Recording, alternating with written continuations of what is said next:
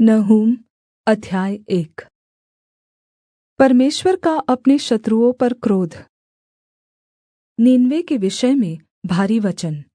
एलकोशवासी नहूम के दर्शन की पुस्तक। यहोवा जलन रखनेवाला और बदला लेनेवाला परमेश्वर है। यहोवा बदला लेनेवाला और जलजलाहट करनेवाला है। यहोवा अपने द्रोहियों से बदला लेता है और अपने शत्रुओं का पाप नहीं भूलता। यहोवा विलम्ब से क्रोध करनेवाला और बड़ा शक्तिमान है। वह दोषी को किसी प्रकार निर्दोष न ठहराएगा। यहोवा बवंडर और आँधी में होकर चलता है और बादल उसके पाँव की धूल है। उसके घुड़कने से महानद सूख जाते हैं। वह सब नदियों को सूखा देता है। बाशान और कर्मेल कुम्हलाते और लबानोन की हरियाली जाती रहती है। उसके स्पर्श से पहाड़ काँप उठते हैं और पहाड़ियाँ गल जाती हैं। उसके प्रताप से पृथ्वी वरन् सारा संसार अपने सब रहने वालों समेत थरथरा उठता है। उसके क्रोध का सामना कौन कर सकता है? और जब उसका क्रोध भड़कता है तब कौन ठहर सकता है? उसकी जलजलाहट आग के समान भड़क जाती है और चट्टानें उसकी शक्ति से फट फट कर गिरती हैं। यहोवा भला है, संकट के दिन में वह दृढ़ गढ़ ठहरता है और अपने शरणागतों की सुधि रखता है। परन्तु वह उमड़ती हुई धारा से उसके स्थान का अंत कर देगा और अपने शत्रुओं को खदेड़कर अंधकार में भगा देगा। तुम यहोवा के विरुद्ध क्या कल्पना कर रहे हो? वह तुम्हारा अंत कर देगा। विपत्ति दूसरी बार पड़ने न पाएगी, क्योंकि चाहे वे काँटों से उलझे हुए हो और मदिरा के नशे में चूर भी हो, तो भी वे सूखी खूँटी की समान भस्म किए जाएंगे। तुझ में से एक निकला है जो यहोवा के विरुद्ध कल्पना करता और नीचता की युक्ति बाँधता है। यहोवा यह कहता है, चाहे वे सब प्रकार के सामर्थी हों और बहुत भी हों, तो भी पूरी रीति से काटे जाएंगे और शून्य हो जाएंगे। मैंने तुझे दुःख दिया है, परन्तु फिर न दूँगा, क्योंकि अब मैं उसका जुआ तेरी गर्दन पर से उतार कर तोड़ डालूँगा और तेरा बन्धन फाड़ डालूँगा। यहोवा ने तेरे विषय में यह आज्ञा दी है, आगे को तेरा वंश न चले। मैं तेरे देवालयों में से ढली और गढ़ी हुई मूरतों को काट डालूँगा। मैं तेरे लिए कब्र खोदूँगा, क्योंकि तू नीच है। देखो, पहाड़ों पर शुभ समाचार का सुनानेवाला और शान्ति का प्रचार करनेवाला आ रहा है। अब हे यहूदा, अपने पर्व मान और अपनी मन्नतें पूरी कर, क्योंकि वह दुष्ट फिर कभी तेरे बीच में होकर न चलेगा। वह पूरी रीति से नष्ट हुआ है। नहूम अध्याय 2। निनवे का विनाश। सत्यानाश करने वाला तेरे विरुद्ध चढ़ आया है। गढ़ को दृढ़ कर, मार्ग देखता हुआ चौकस रह। अपनी कमर कस, अपना बल बढ़ा दे। यहोवा याकूब की बढ़ाई इस्राएल की बढ़ाई के समान ज्यों की त्यों कर रहा है, क्योंकि उजाड़ने वालों ने उनको उजाड़ दिया है और दाख की डालियों का नाश किया है। उसके शूरवीरों की ढालें लाल रंग से रंगी गई और उसके योद्धा लाल रंग के वस्त्र पहने हुए हैं। तैयारी के दिन रथों का लोहा आग के समान चमकता है और भाले हिलाए जाते हैं। रथ सड़कों में बहुत वेग से हाँके जाते और चौकों में इधर-उधर चलाए जाते हैं। वे मशालों के समान दिखाई देते हैं और उनका वेग बिजली का सा है। वह अपने शूरवीरों को स्मरण करता है। वे चलते-चलते ठोकर खाते हैं। वे शहरपनाह की ओर फुर्ती से जाते हैं और सुरक्षात्मक ढाल तैयार किया जाता है।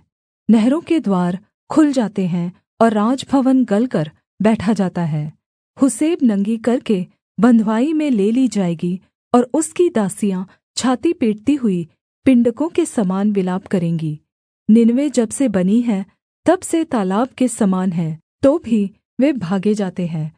और खड़े हो ऐसा पुकारे जाने पर भी कोई मुँह नहीं मोड़ता। चाँदी को लूटो, सोने को लूटो, उसके रखे हुए धन की बहुतायत और वैभव की सब प्रकार की मनभावनी सामग्री का कुछ परिमाण नहीं।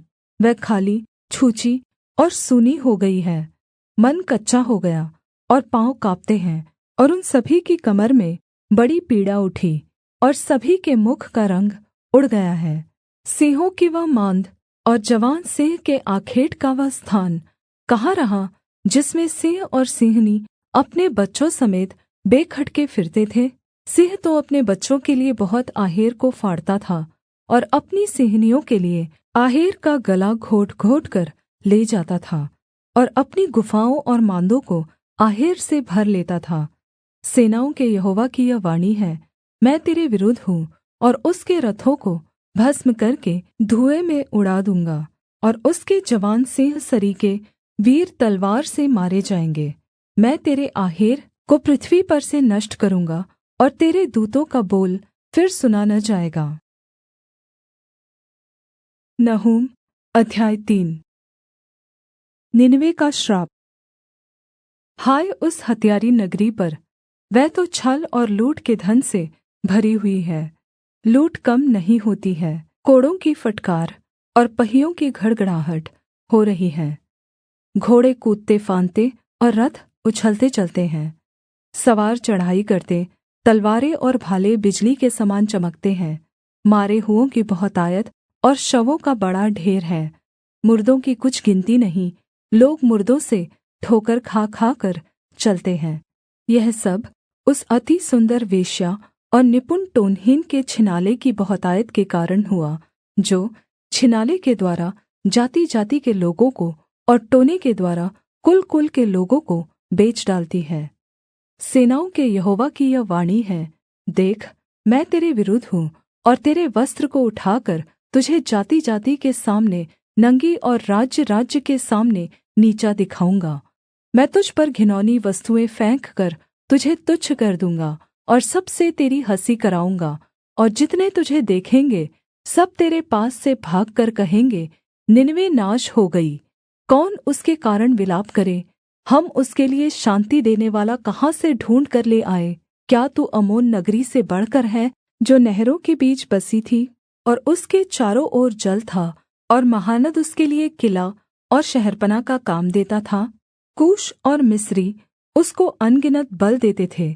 पूत और लूबी तेरे सहायक थे, तो भी लोग उसको बँधुआई में ले गए और उसके नन्हे बच्चे सड़कों के सिरे पर पटक दिए गए। और उसके प्रतिष्ठित पुरुषों के लिए उन्होंने चिट्ठी डाली और उसके सब रईस बेड़ियों से जकड़े गए। तू भी मतवाली होगी, तू घबरा जाएगी, तू भी शत्रु के डर के मारे शरण का स्थान ढूँढ़ेगी। तेरे सब गढ़ ऐसे अंजीर के वृक्षों के समान होंगे जिनमें पहले पक्के अंजीर लगे हों। यदि वे हिलाए जाएँ तो फल खाने वाले के मुँह में गिरेंगे। देख, तेरे लोग जो तेरे बीच में हैं, वे स्त्रियाँ बन गए हैं।